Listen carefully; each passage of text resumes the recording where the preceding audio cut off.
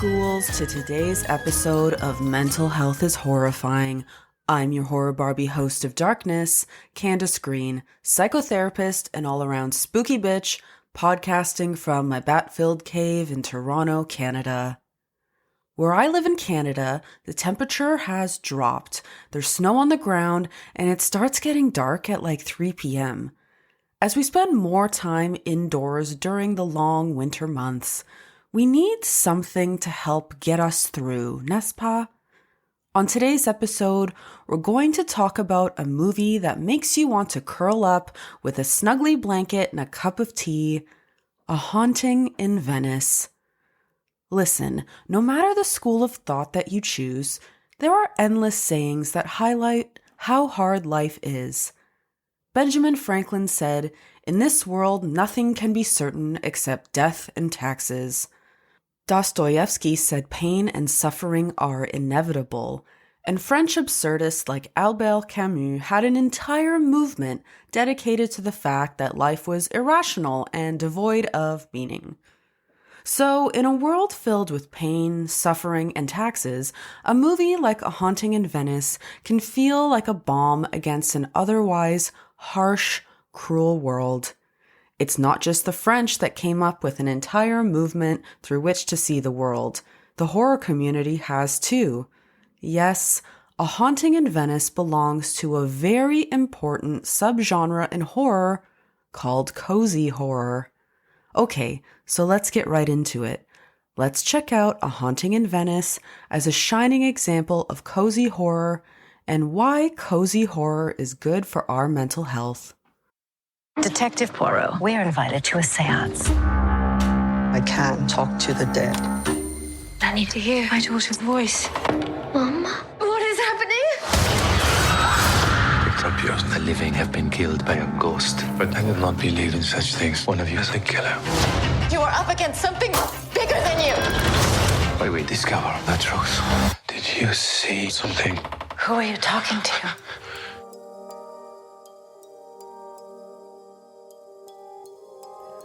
In 1947, Hercule Poirot has retired to Venice, but his friend and mystery writer Ariadne Oliver persuades Poirot to attend a Halloween party and seance at the palazzo of famed opera singer Rowena Drake, mostly because they have had it with Joyce Reynolds, a World War I army nurse turned medium, and they are determined to expose her as a fraud.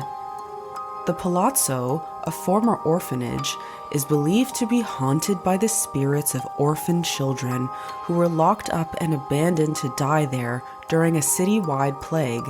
Rumors claim that the spirits torment any nurses and doctors who dare enter. Rowena has hired Joyce to commune with her daughter Alicia, who committed suicide after Alicia's fiancé, Chef Maxime Girard, ended their engagement. Among the guests are Rowena's housekeeper, Olga Semenoff, Drake family doctor Leslie Ferrier and his son Leopold, and Joyce's assistant Desdemona Holland.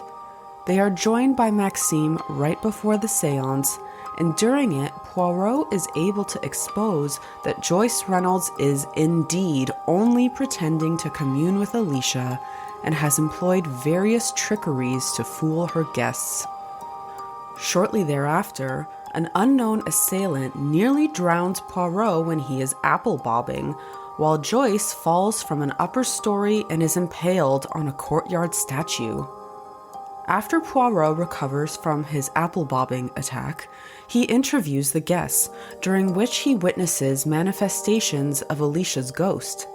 In classic whodunit style, we as the audience are led to believe that literally everyone is a suspect because they are all acting kinda shady and mysterious, but in the end, Poirot deduces that it was indeed Rowena who killed her own daughter along with Joyce and Leslie and tried to apple-bob Poirot to death, hoping to pass them off as part of the children's curse. Rowena killed her daughter out of jealousy that she was developing an independent life, and Rowena wanted to keep her for herself. she poisoned her slowly with small doses of the honey of Rhododendron ponticum, aka mad honey, weakening and then caring for a hallucinating Alicia. When Poirot confronts Rowena on the roof, Alicia's ghost seems to appear to them both, pulling Rowena down off the building and into the canal, where she drowns.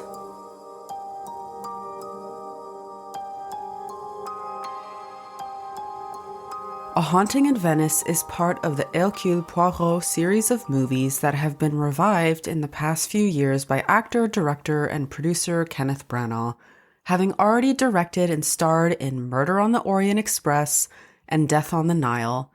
It stars Kenneth Branagh, who is incredible as Poirot, the perfect amount of cheese, along with Tina Fey, Michelle Yeoh, Kelly Riley, and Jamie Dornan. The film is loosely based on Agatha Christie's 1969 novel Halloween Party. Did you know that Agatha Christie is the best-selling novelist of all time? Good for her. She is best known for her 66 detective novels and 14 short story collections, as well as the world's longest-running play, The Mousetrap. Her books have sold over 1 billion copies in English and 1 billion in translation. Damn, girl! It's so great to see that her work is still being enjoyed today. Her work never really went anywhere. It's always been around. But as we'll see later, mysteries and cozy horror are definitely experiencing a renaissance.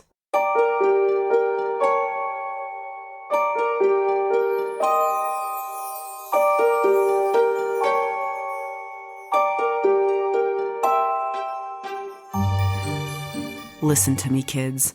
When I decided to do an episode on cozy horror, I did not realize that I was wading into such a divisive, controversial topic that people in the horror community seem to be quite polarized about. Did you know that there are people out there who are against cozy horror? Article after article of people arguing over the validity of cozy horror as a genre, fighting on Twitter or X or whatever that horrible place is called now. Turns out, there are some who think that cozy horror is sullying the horror genre. We live in a wild world, people. When I first discovered that you can put two of my favorite words, cozy and horror, next to each other, I was never more excited in my whole life. But apparently for some, cozy horror is the downfall of the entire genre, and we should all just go back to the golden age of horror in the 80s with our yabos out, while dudes breathe heavily. Yes, I am decidedly pro-cozy horror, and if this is your first time hearing that term, or you are needing some more elaboration on what this is and why it's important for your mental health, you've come to the right place. I first discovered cozy horror via public libraries, which are a gift to us all, and make sure to use yours. In a past life, when I worked with public libraries, I learned of a genre of books called cozy mysteries, at which point I questioned what on earth I had been doing with my entire life up until that point.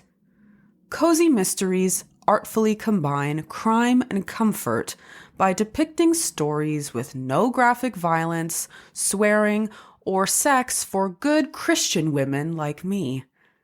The mysteries that need solving are more lighthearted in nature and follow a somewhat predictable narrative pattern so you don't pull any muscles trying to use your brain too much. The cozy mysteries protagonist is an amateur sleuth who uses intellect and life experience to solve the case, and the best example of this is Agatha Christie's famous Miss Marple. The stories typically take place in some quaint small town and are peppered with humor and a close-knit community of likable characters, except for the villain who is unlikable, so everyone can agree to hate them together. Cozy horror, which arguably evolved out of the cozy mystery, and people do be arguing, shares many of the same characteristics as cozy mysteries, including a whodunit narrative, an amateur but lovable sleuth like Hercule Poirot, sets that are aesthetically pleasing, but also tend to have a supernatural or even gothic slant. All of Kenneth Branagh's Poirot movies are a great example of this, along with any other Mike Flanagan series that you can find on Netflix, like The Haunting of Hill House, Knives Out, What Lies Beneath, Only Murders in the Building, or The Fog.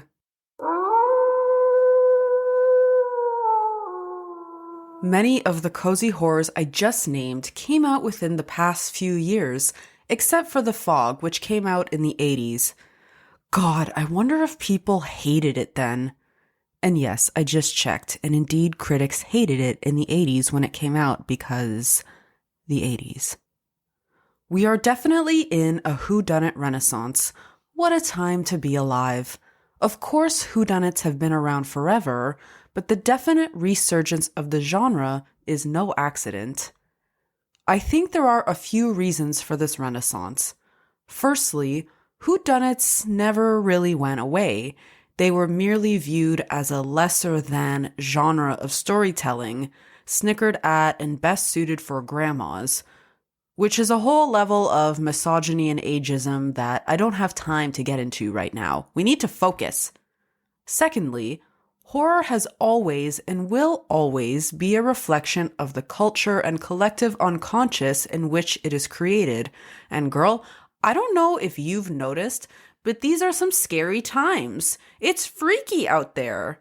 And while, of course, there are still tons of horror movies that reflect the violence of the world that we currently live in, like the Terrifier genre, filmmakers are also responding to a need for comfort right now.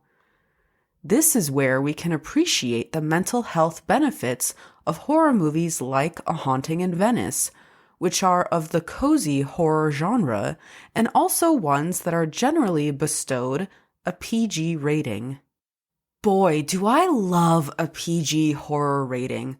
My entire ethos here is that horror is for everybody, and it is such a broad, diverse genre, so everybody can find something that they enjoy and reap the mental health benefits while they're at it. And PG horror certainly makes this genre so much more accessible. Horror has a lot of mental health benefits as they relate to our nervous system and exploring our own fears and shadows. And these benefits include practicing nervous system regulation through things like jump scares, laughing, and tension release, being able to explore fears in a safe environment that you are in control of, exploring our own personal shadows via horror villains and monsters, bonding with co-viewers, and boosted mood and adrenaline. We turn to horror in times of hardship. One of my favorite examples of this is the movie Contagion, about a pandemic that kills millions of people around the world. It came out in 2011, but during the height of the COVID-19 pandemic, it shot up in popularity and held a top 10 spot in the iTunes rental chart. The popularity of horror overall during the pandemic shot up above any other movie genre. I've spoken on this podcast before about a classification system I have created for horror as it relates to the nervous system, called the Spooky Scary Spectrum of Horror. Window of tolerance is key in appreciating this classification system, which refers to an optimal state of nervous system stimulation in which we are able to function and thrive in everyday life. When we exist within this window, we are able to learn effectively, play, and relate well to ourselves and others. But when we are outside of this window of tolerance, We are in the panic zone and you just can't get anything done there, let alone function. So if you're going to enjoy the mental health benefits of horror, it's important to consider your own personal window of tolerance, and this will look different for everyone.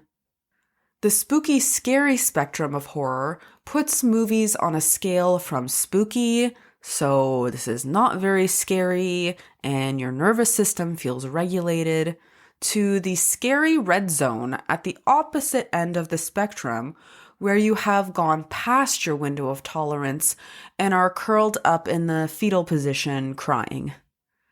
As an example, I would personally place A Haunting in Venice in my spooky comfort zone because it's cozy, features Halloween and a seance, which are passions of mine.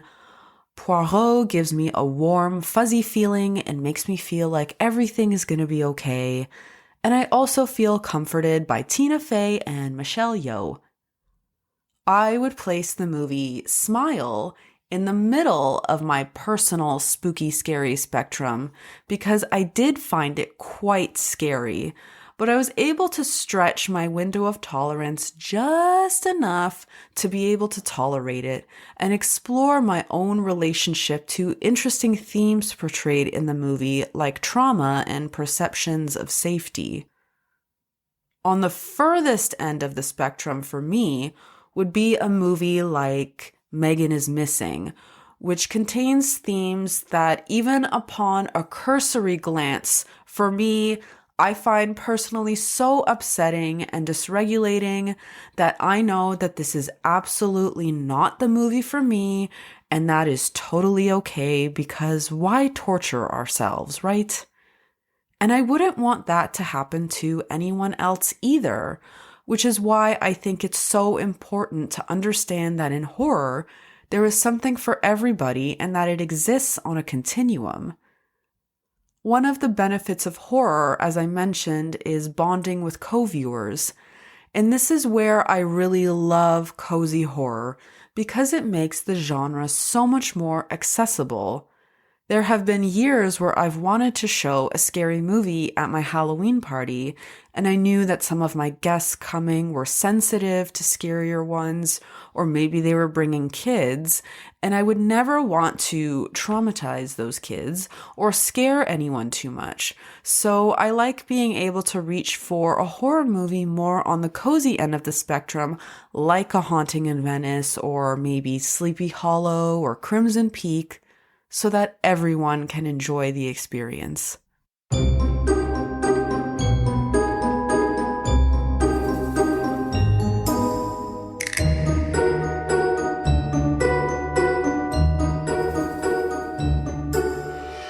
When Ariane and Poirot arrive at the Halloween party for the kids, Poirot is curious about why a performer is sharing scary stories with the children. Ariane tells him, "Scary stories make life less scary." Are you ready, children?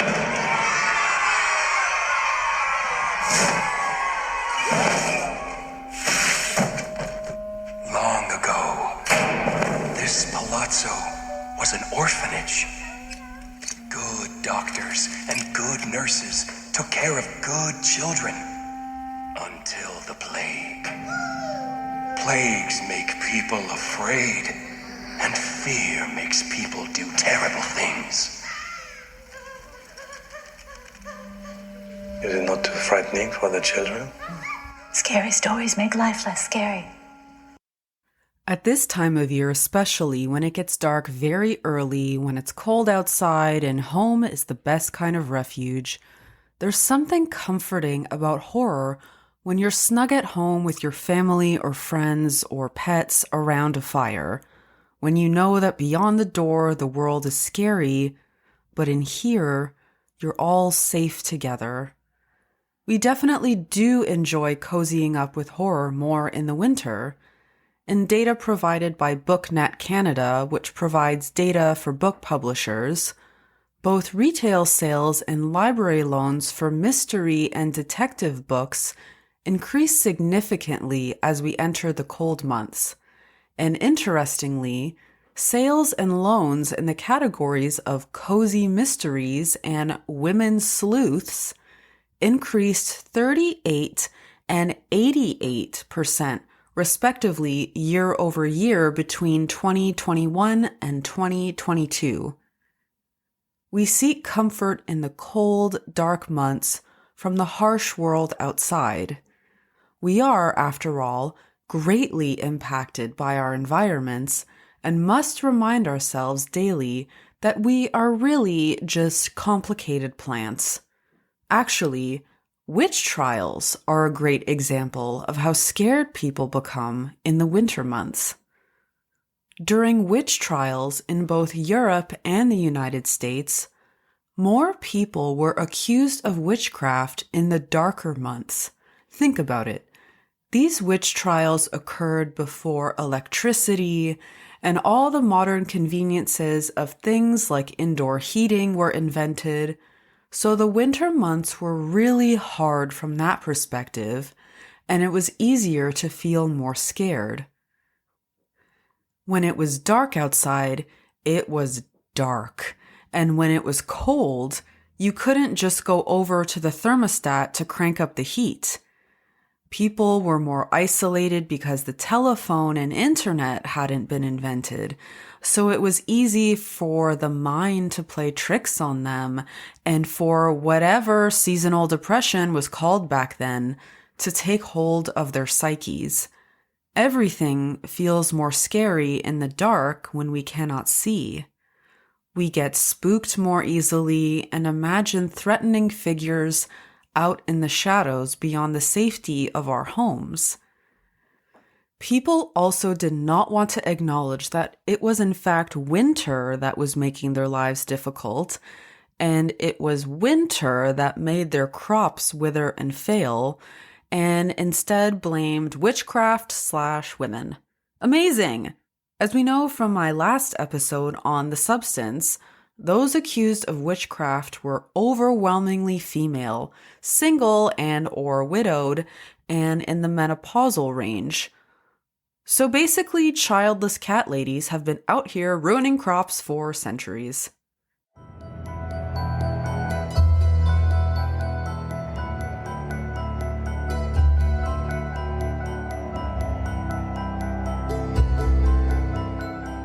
In discussions about the fact that some horror movie fans out there are pressed about the very existence of cozy horror, people have pointed to the fact that this is definitely a genre that appeals more to women, and we can see that this is backed up by the data too. So one of my favorite therapy questions is, what's really going on here? Are we mad that women are carving out a space in horror to be cozy, to feel safe, to feel good about themselves? What does this threaten with respect to what horror means to some? And I feel like this calls for a tarot spread. I'm going to shuffle and pull 2 cards to explore these 2 questions. All right. Let's see what we get here. All right. Okay, card 1. So the question we're asking here is, what happens when women carve out distinctive spaces to feel safe and comforted?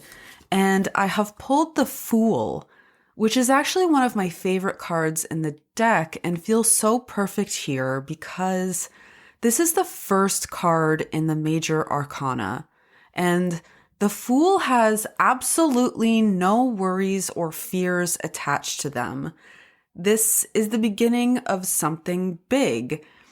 The major arcana is actually called the Fool's Journey because this is the beginning.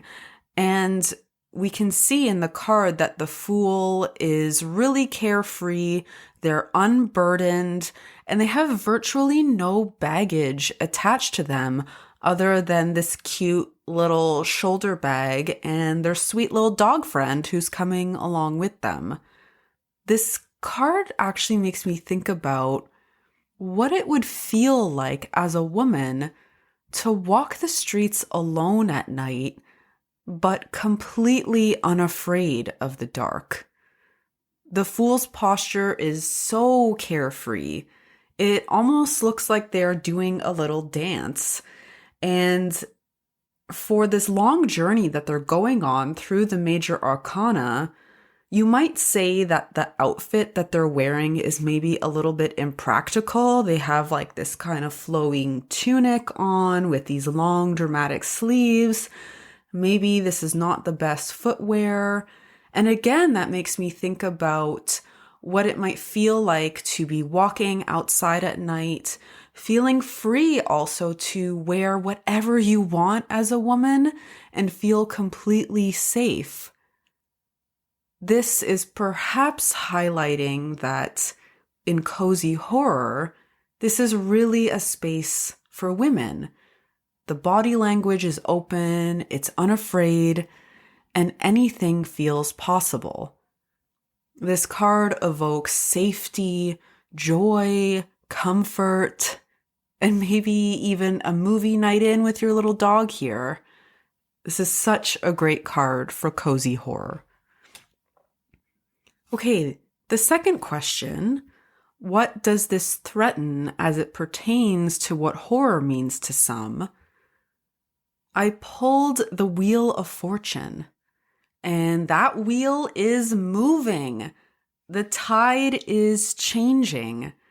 This is very Pluto in Aquarius, which is a significant astrological shift that is happening right now and is occurring over the next 20 years. And this shift will usher in momentous societal shifts that will shake up the status quo. The last time that Pluto journeyed through Aquarius was between 1777 and 1798, and during this time, the world's balance of power massively shifted. We saw the American Revolution, the French Revolution giving off with her head, and the beginning of the Industrial Revolution. The fact that the tides are shifting in the horror genre, as they always do, right, can threaten some to feel as though they are losing their power, control, or maybe even relevance.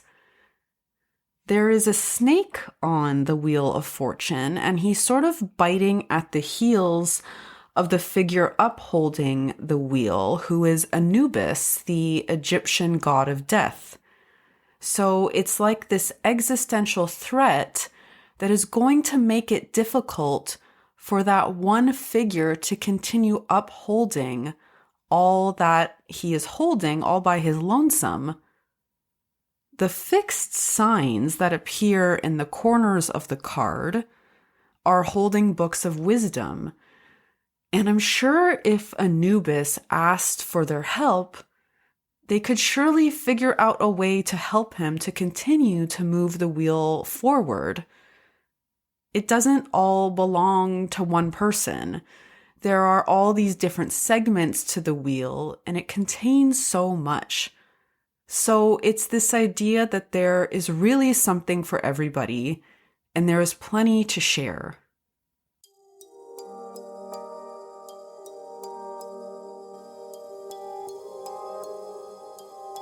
It doesn't have to threaten you if someone likes something different than you do. Everyone is on their own path, and seeing these two cards together conjures up a sense of vulnerability here.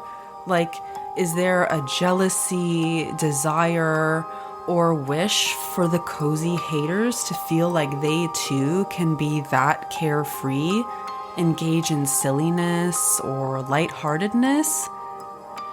I know it's not very metal to watch Poirot movies, but does setting that persona down for a little while maybe feel too vulnerable? What was that protecting? Honestly, if we take a fear of engaging with our own vulnerability into account here, is it possible that cozy horror, or A Haunting in Venice specifically, could be placed on the ultra scary zone of somebody's personal spooky scary spectrum because it feels threatening? Human beings are so interesting. I know for me personally, working in mental health can be really challenging. I hear a lot of difficult stories, and I'm so grateful to do this work. But it's also really nice in a world that can be harsh and cruel, and especially in the cold winter months, to be able to snuggle up at home or even invite my husband, my friend, or even a kid or an elderly person in my life to engage in this experience of comfort and joy. And I, for one, am so grateful that cozy horror is out there.